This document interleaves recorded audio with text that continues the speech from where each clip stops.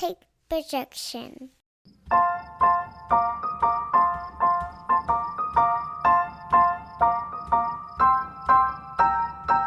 Welcome to Check Your Shelf, the official book podcast of the Alabama Take Network. I'm your host, Jamie, and I'm here with my co-host, Jennifer. Hello, Jennifer. Hello, Jamie. And we are going to do part 2 of our TBR list. Yes. Which means to be read.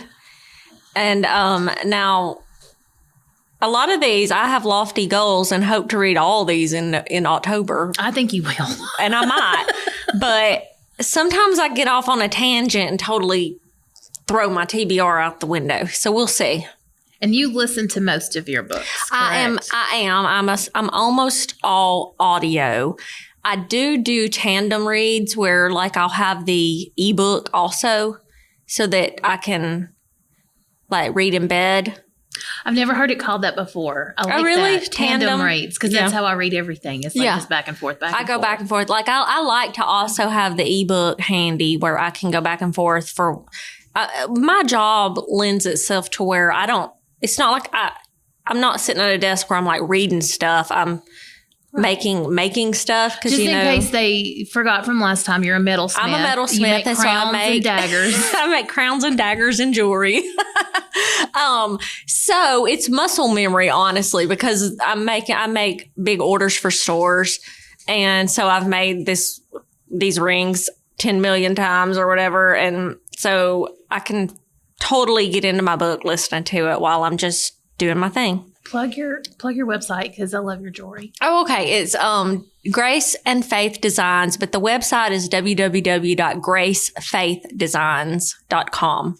Leave out the and. Because the holidays are coming. Yeah, that's true. And they make for great gifts. They really do. I've received several.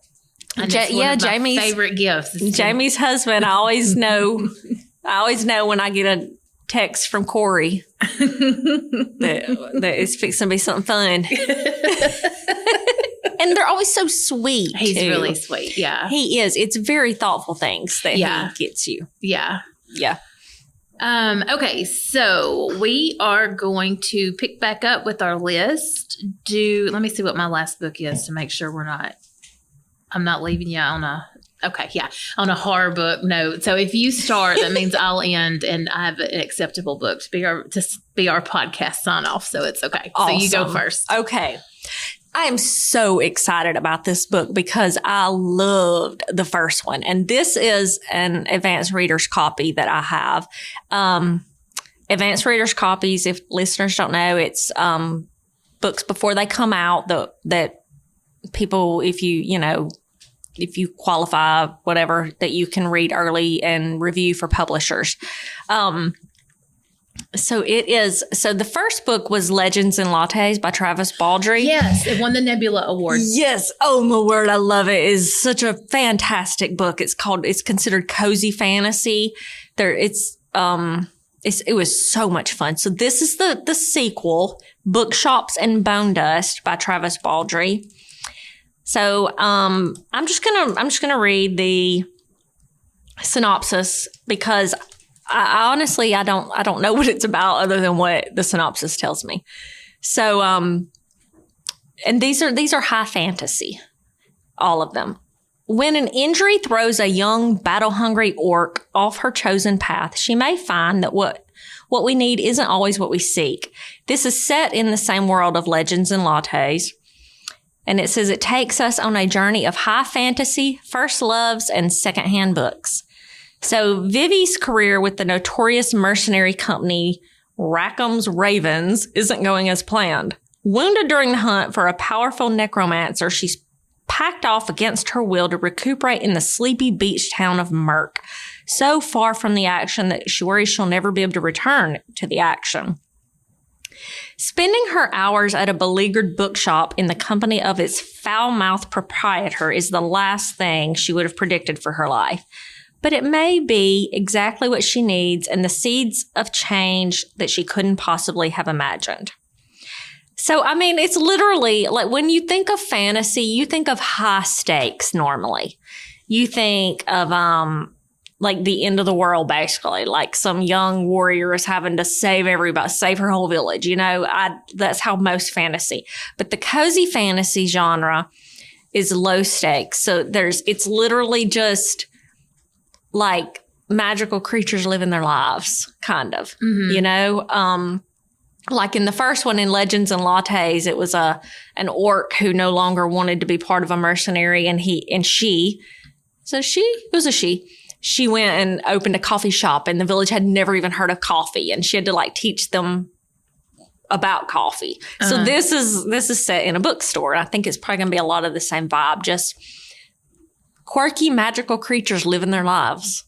So I read something recently that said if you're new to cozy things and books, and you're new to fantasy, and you're new to cozy fantasy, that Travis Baldree is a great is fantastic starter author to jump into. And he narrates his books because he's actually an award-winning narrator, and now he writes his own books, and so he narrates them, and he's so good. He does the voices and everything. Okay. Awesome. So good. And I think it actually, I don't know that it won the Nebula Award. I think it may have just been It was nominated. a finalist, I think. Okay. Yeah. But there are so many science fiction books that are released every year. Like the fact that it. Yeah. It's cozy fantasy. Yeah. Yeah. It literally, when someone said it felt like reading a warm hug. And that is exactly, it's just it just makes you feel good. Yeah. So is it a good palate cleanser? Yeah, it'd be a good, because they don't require any thought really. Okay. They're not that deep. They're just fun.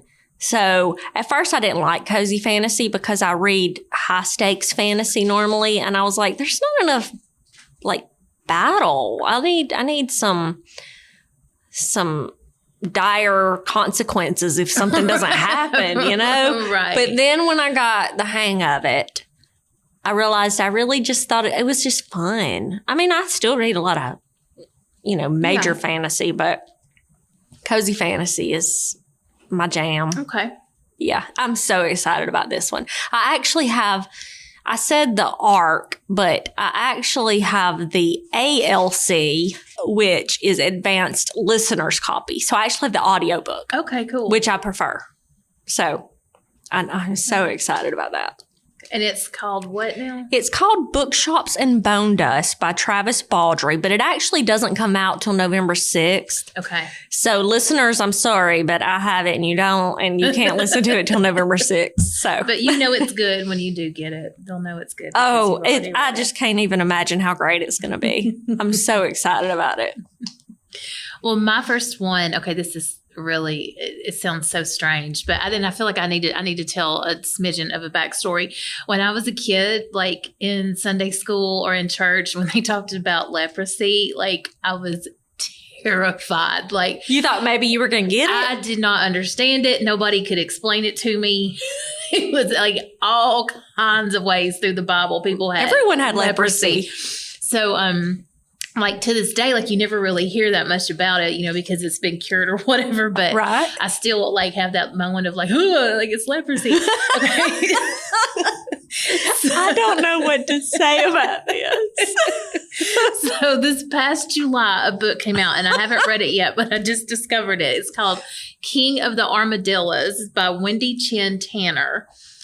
And it's her debut novel. Armadillos carry leprosy. Exactly. Yep. So she's published poetry before, but she's never published a novel before this one. But it's set in 1950s New York, and there is a 15-year-old who is diagnosed with leprosy. And in 1950s New York, apparently this was a big enough problem where we had a leper colony in Louisiana. Oh. Did you know this? No. It was a quarantine. This is real? Yeah. Yes, it is. It's actually based off of things that happened to the author's father. Wow. Yeah, it's inspired by his true story. So he's diagnosed with leprosy, and he has to leave his home in the Bronx to go quarantine in Louisiana. Mm-hmm. So, but it's at first he's all being confined and isolated. it feels, strange and uncomfortable, but then he kind of starts building a life there. And it's his first taste of freedom, ironically, is in this quarantine, like being away from his family and everything he knew, like growing up and kind of making his own life. Yeah. So it's a coming of age story in a leper colony. And then also during this time, there's like this cure is on the horizon. So he's got to decide what he's going to do next when he doesn't have leprosy, because he won't have to stay in quarantine anymore. So this is fascinating. Yeah, I'm really excited about this book. I wish I knew where I'd even heard of this one, but I read so many reviews of it. I just read a review of it, but it's called King of the Armadillos. I'm saying that so Southern. The Armadillos. King of the Armadillos by Wendy Chin Tanner. We are Southern. We are. Yeah. What's your next one? Okay. So my next one is actually one we kind of touched on in part 1. That was a book of the month selection, because I actually have the ALC for this one as well, advanced listeners copy. And this is why I didn't get it for book of the month, because I already have it. Okay. Starling House. Oh, cool. By Alix Harrow. And I think this one is just a very, very fun for Halloween. I wish it came out for the general public before. It comes out October 30th, but I feel like it would be a really great vibe for the whole month of October. But I'm sure they did that on purpose to be right at Halloween. So it's a gothic tale from the author Alix Harrow about a small town haunted by secrets that can't stay buried and the sinister house that sits at the crossroads of it all. So, I mean, there's a haunted house in it. And I think it's going to be a lot of, maybe I'm wrong, but I think there's going to be like a Boo Radley situation with this haunted house. And I think it's going to be great. I'm very excited about listening to it. And this author, I have not read anything by this author, but I think her books are very popular. I think people love her books, so I expect fully to enjoy it. And it's Starling House? Starling House by Alix Harrow. Alix Harrow. Okay. Isn't that what, did you not put that in your book of the month box? That's my second choice. Oh, you haven't decided yet. I got to do a deep dive, do some more research. I think it sounds so good. Yeah. A perfect Halloween spooky vibe book. Yeah. Yeah. And I don't do spooky vibes, so I'm hoping it's not too scary.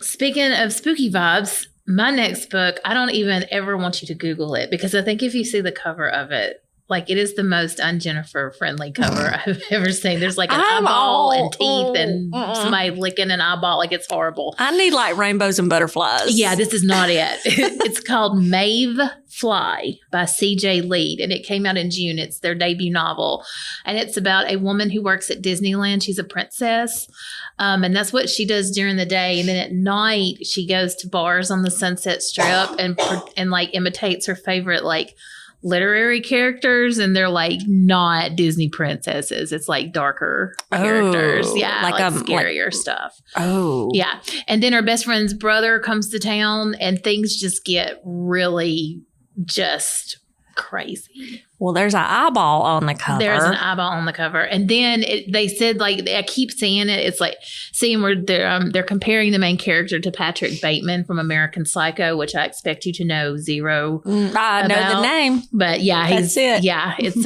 yeah. So it's like a female version kind of American Psycho. This sounds so you. I don't know. I'm going to rephrase this. This sounds really like something you would like. Yeah. It's so weird. It is so weird. And the cover, actually, there's so much going on. It's almost off-putting. But then when I read the description and how she's living one life professionally during the day and then going a princess. Yeah. Yeah, that's fine. Yeah. That's fine. So that's Maeve, Maeve Fly by C.J. Leede. Oh my goodness, that sounds like something. Okay. So my next one, I love, speaking of fantasies with high stakes, Jennifer Armentrout So Yes. I love Jennifer Armentrout. And her books are just, there are some major world building that happens in them. But this is a brand new series. She's written for the last few years. She's basically just been writing this other series that's unfinished, but she decides to start a new series, whatever, Sounds like JLA. something I could understand. Sounds like a George R.R. Martin situation or something. But it's called Fall of Ruin and Wrath. And I'm so excited to read it. I will give the warning to anyone. It is based on books that I've read by her in the past. It is going to be pretty spicy. Okay. So you've been warned about that. And in fact, I think someone said this might be more than usual. I don't know what that means. I don't know what I'm getting into. I don't know what I'm getting into, but I know it's a monster romance. Okay. I do know that. Okay. And that's a first for me. Is it? When I mean, it's fantasy, obviously, and it's gonna be, but hers are more like the term romantasy. Yeah. So the romance is gonna play a major part in them being able to defeat. Usually, it's like a fated mates situation where only their union as a married couple can save the world, or So I'm just guessing, honestly, because I haven't read it. But it says, long ago the world was destroyed by gods. Only 9 cities were spared. Separated by vast wilderness teeming with monsters and dangers, each city is now ruled by a guardian. Royalty who feed on mortal pleasure. Born with an intuition that never fails, Callista knows her talents are of great value to the power hungry of the world. So she lives hidden as a courtesan of the Baron of Archwood. In exchange for his protection, she grants him information. When her intuition leads her to save a traveling prince in dire trouble, the voice inside her blazes with warning. Today he'll bring her joy, and one day he'll be her doom.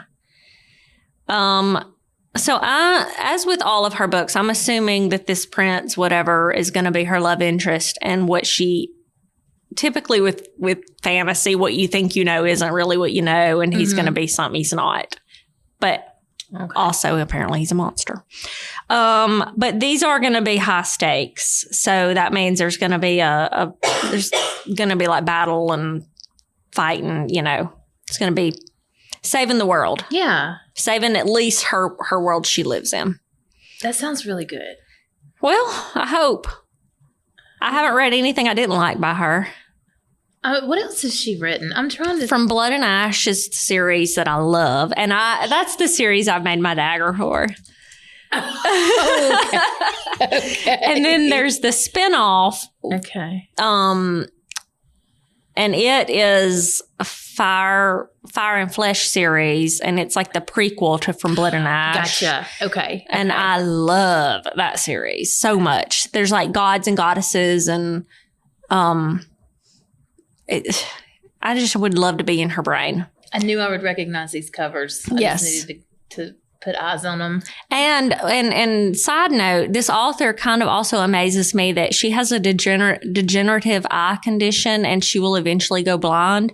And so she's trying very hard to get everything written that ever pops into her head before she goes blind. I know. Oh. Isn't that something? Yeah.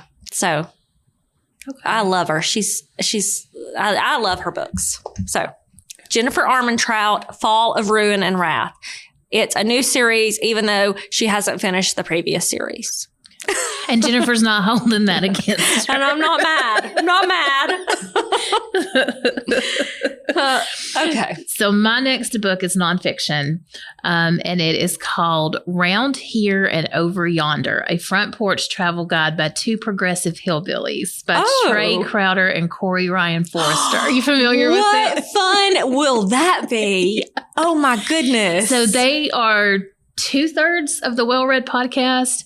And I'm a huge fan of Corey Ryan Forrester because my husband shared the Putting on Airs podcast with me when you and I were in the rows of our House of the Dragon obsession. Yes. Because he was breaking down the episodes with his sister, and they were so funny. Like, and you could tell like they knew what they were talking about. It was really well researched, but it was also hilarious because, everything is from this like, it's got this southern, they talk like we talk. They talk like us, but then they're talking about the Targaryens and the dragons and the...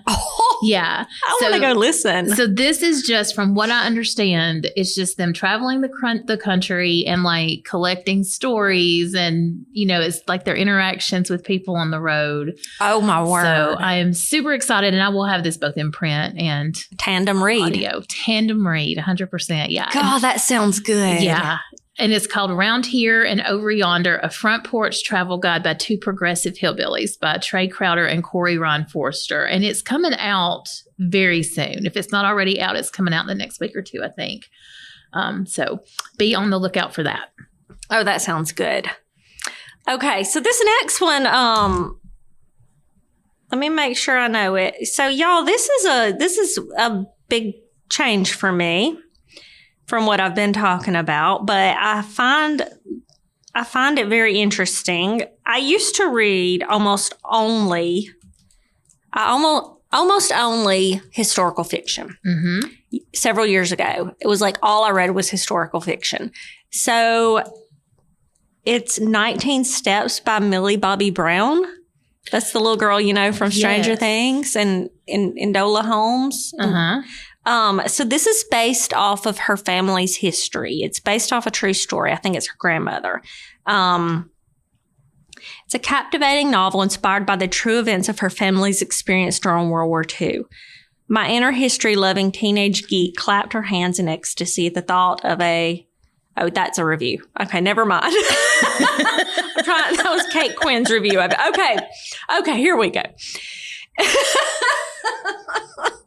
Oh, what I find fascinating about this is that this little girl had time to write a novel when she's Stranger Things and she's doing all these other things, but she wrote... she's marrying John Bon Jovi's son. No, I did not know that. Yes, they've been engaged for a while. They're getting married soon. And she wrote, a lot of times with celebrities, they write their memoirs, but she wrote a historical fiction novel. Yeah. And I'm just really excited to read it. So in 1942, an air raid sirens continue to wail around London. 18-year-old Nellie Morris counts every day lucky that she emerges from the underground shelters unharmed, her loving family around her. After a chance encounter with Ray, an American airman stationed nearby, Nellie becomes enchanted with the idea of a broader world. Just when Nellie begins to embrace an exciting new life with Ray, a terrible incident occurs during an air raid one evening, tearing Nellie's world apart. But just when it seems all hope is lost, Nellie finds that against all odds, love and happiness can triumph. And it says that 19 Steps is a deeply affecting, mesmerizing page-turner, inspired by the author's family history. And so it's already out. It is already out. Okay. And I think it just sounds, it's been several years since I've read historical fiction, and I think I got bored with them because, there is no end to the heroism, honestly, of World War II. But at the same time, they all just started feeling the same. Mm-hmm. So I think this will be fun to go back into historical fiction. And I'm just fascinated because it's the little shaved head girl from Stranger Things. And, and she wrote historical fiction in her spare time. Yeah, you'll have to let us know if that one's good. I think it sounds like it will be. I'm excited about it. Yeah.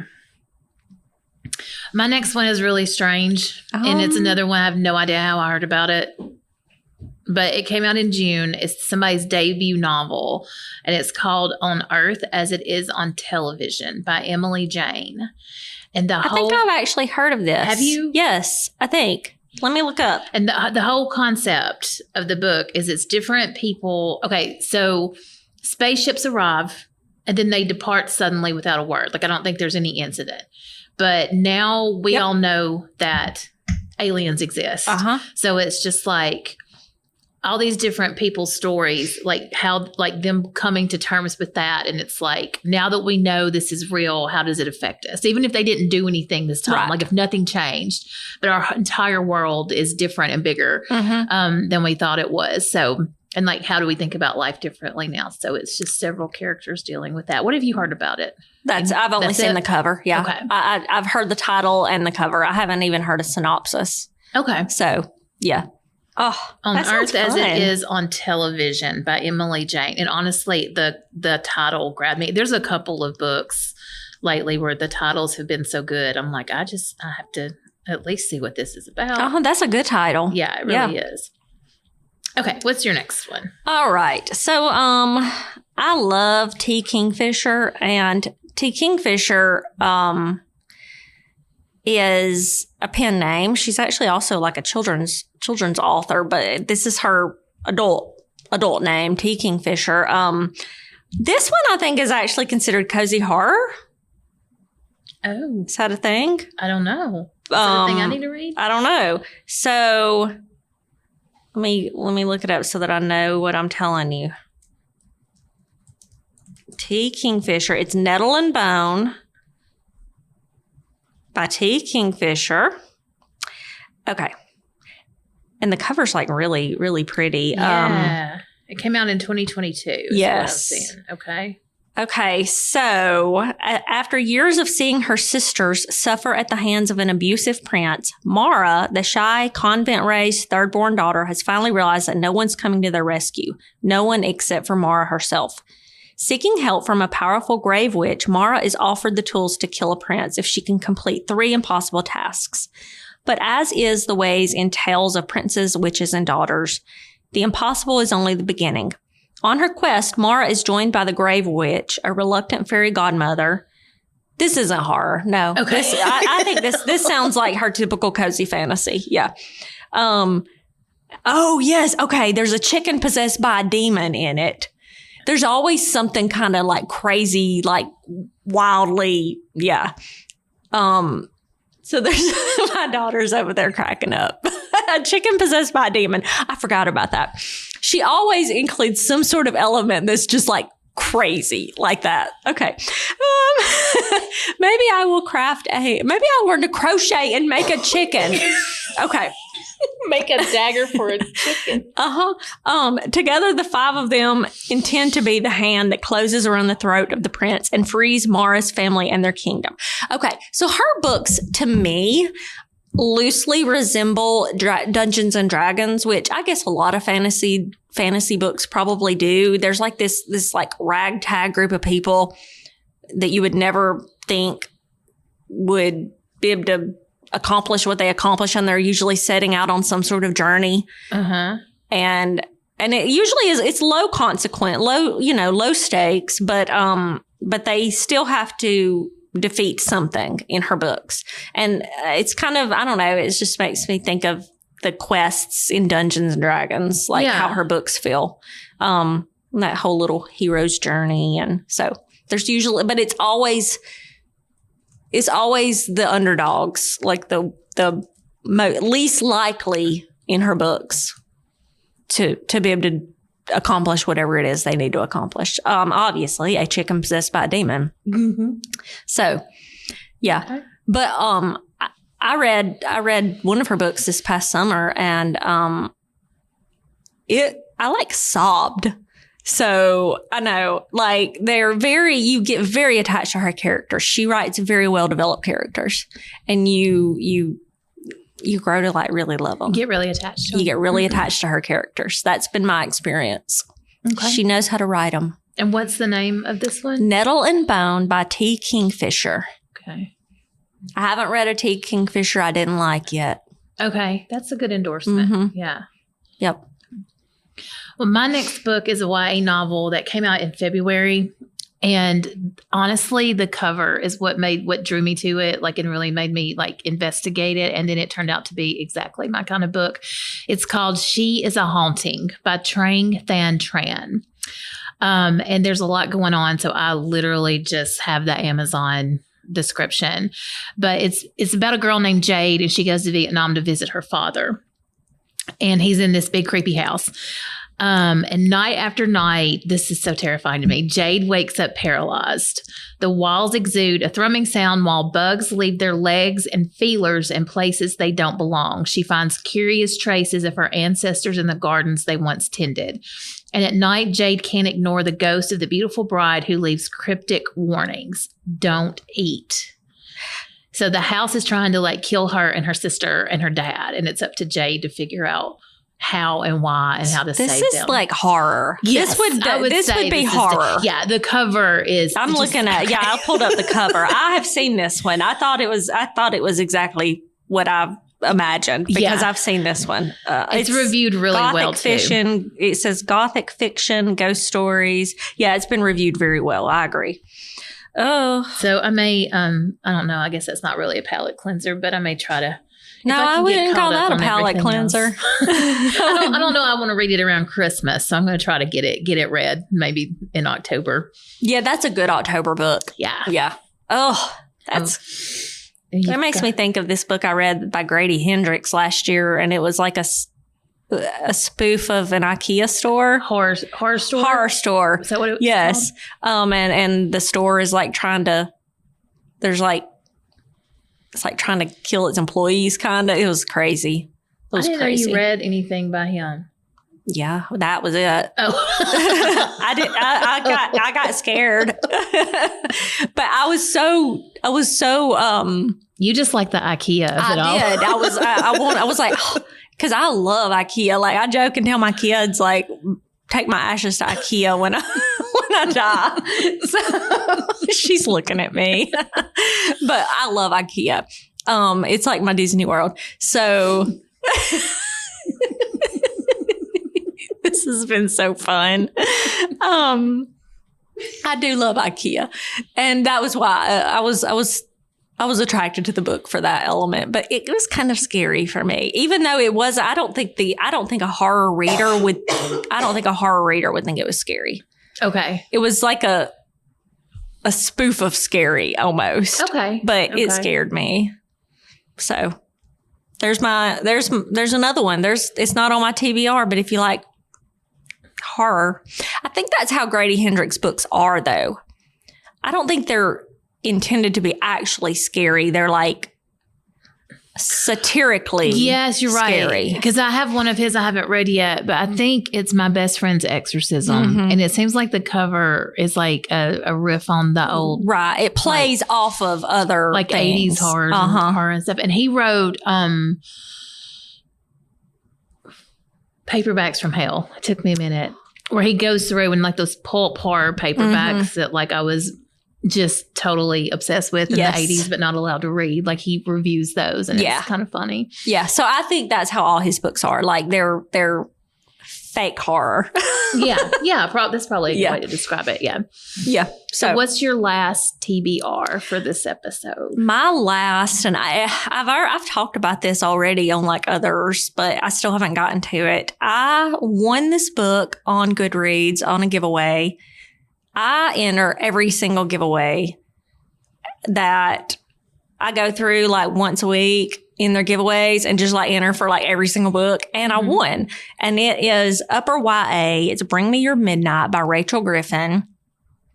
And I actually started it in September, and it's like I kind of just wasn't feeling it because it definitely it had a vibe that told me it needed to be a more autumn fall book, you know?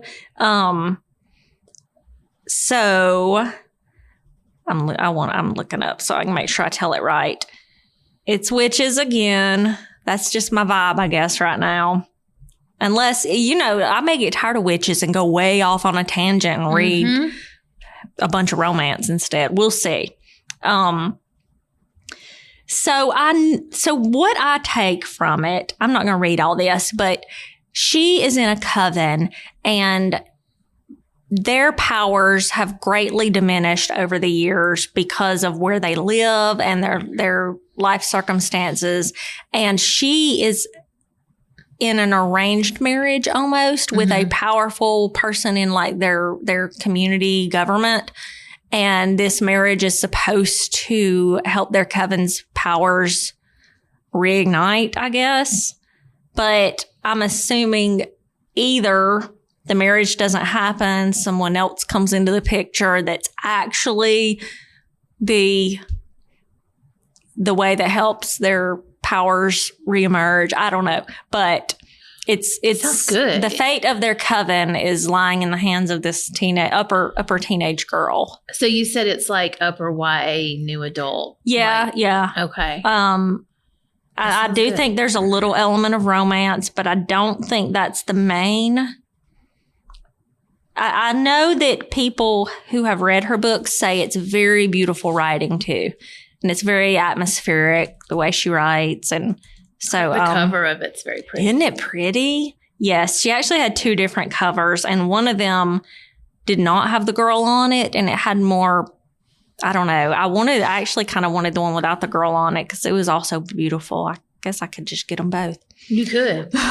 But I you won probably this one. might. I might. The one that you look up on Goodreads is the one I won, and it is beautiful. Yeah, I think it sounds like a very beautiful story. Yeah.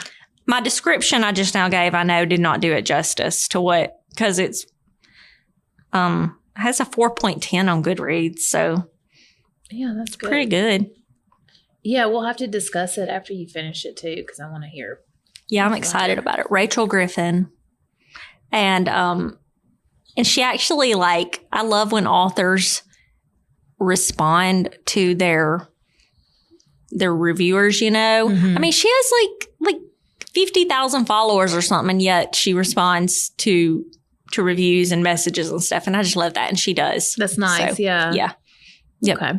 She's very, very, she communicates a lot with her reviewers and readers. Awesome. So, and her on Instagram, if anyone wants to follow her, it's Times New Rachel. Oh, that's a good name. Yep. That's a great name. Yep. So, Okay.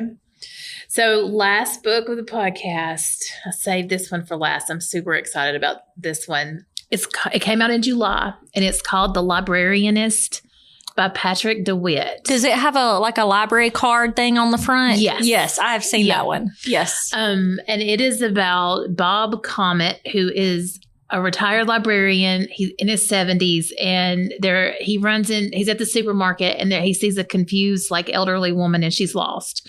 So he helps her and takes her back to her senior center. And then as things go on, he starts volunteering there. And then as he's volunteering there, apparently, like, his life story comes out, like, as he's working with, like, the different people who live there. And he's like this introvert who's lived this really big life. So, and you find out, like, what led him to be a librarian. It sounds a lot to me like, do you remember the book or the movie Big Fish? Mm-hmm. Mm-hmm. So it's like he like, what am I trying to say? Like, strange people and underdogs kind of gravitate toward him, Yeah. and they impact his life. So it's like kind of how he's where he's at, and Yeah. he's influenced. So him he's along the looking way. back. He's looking back, and I Okay. think he might be telling his story to the people, to the residents of this Oh, of this senior center. This And I sounds may be so completely good. wrong, but that's what I gathered from the synopsis. So, and that is The Librarianist by Patrick deWitt. Jamie, your TBR sounds way better than my TBR. No, no. It's just different. It's just Oh, different. it We read sounds different so things. good. And I mean, and honestly, this is what I do. Like, I have to I'm gonna- keep up with this stuff. So, I should challenge you to read one off my TBR and I read one off your TBR. you know, I thought about that after telling you about Sedona's book club last Mhm. episode, how fun it would be if we assigned each other. Yeah, that would be Books. fun. But please don't assign a horror. Yeah, and don't make me read fan fiction. I want mine to be an actual book. I mean, not that fan fiction isn't a book, but you know what I'm saying? Like, I need to hold it or hear it. Like, I don't Yeah. want to have to go to www. And read off Something. a website. Yeah. Yeah, I will. I got you. Girl. Okay. And I'm not saying that is, I'm looking at her daughter like, I'm so sorry. I promise. Like fan fiction is a thing. And it's, You want a physical book you can hold in your hand. Yes. Yeah, I get it. Yeah. Yeah. And also too, you think about, like, I have to recommend books all the time. And And like, I right. couldn't imagine, like, as a librarian saying, well, actually just look it up on a website. Yeah. You want it. Yeah. I get it. Okay. Awesome. We should do that. That'll be fun. Let's do that. Once I catch up with my Goodreads and get all of my stuff. I've been reading all year finished. Well, let's assign each other stuff, and I want to assign you anything scary. You know, I'm going to give a quick plug. So I don't know if I don't know when we're going to open. It's still a construction zone, but our little town is getting its very first independent bookstore. Exciting. And do you know this? Yes. Okay. And I was hired as the store manager. Do you know this? Yes. Okay. Well, I mean, it's a slow process because the construction is, our town has a lot of laws and they keep having, lots of inspections. So we hope to be open by December. Oh, just in time for Christmas. So you are giving me so many ideas of things to stock and stuff. On the shelves. Yes. I'm so excited about that. I can't wait to visit. I think it's going to be such a fun place too. I do too. I can't wait. I'm so excited. And we can, as you get closer to opening, I'm sure like you'll, listeners we'll keep them up to date on the Check Your Shelf Instagram and stuff in case there's anybody in that area of Alabama who might want to visit and support an independent bookstore. They're so hard to come by these days. I know. And I mean, we have a very quaint little downtown, and why has there never been an independent bookstore? Yeah. So I'm excited. Yeah, I'm excited. So you've given me a lot of things to be thinking about for buying and stocking. Awesome. It's exciting. More than fantasy and romance. Okay, well, I guess we'll wrap this up then. I don't even know what we're doing. We've got so much coming, like as far as special episodes. All this Fourth Wing stuff. We're so excited about the Fourth Wing sequel. We're dragging our kids into the podcast to give bookish gift suggestions for the holidays. I'm starting, I guess it's safe to announce it now, but there are going to be some bonus episodes. I've always wanted to do like a Stephen King book club. And so we're just I'm having some friends, not Jennifer. She absolutely wanted nothing to do with this. Read a Stephen King book, and then we get together and we're going to discuss it and release it as a podcast. My friend Laura Cynical is going to come on, and we're going to talk about Carrie, which is Stephen King's first book. And she has daughters. She has one teenage daughter, who's she's still, she's got, the other two are older, but that's just going to be a fun perspective for two moms to talk about that book Carrie. After having read it, like as a teenager and now revisiting it as an adult. So, but yeah, so we've got to just keep an eye on our social media that is now completely functional. Thank you, Jennifer. I'm trying. See what's coming up. And you can always check out the alabamaTake.com to see what else we've got going on.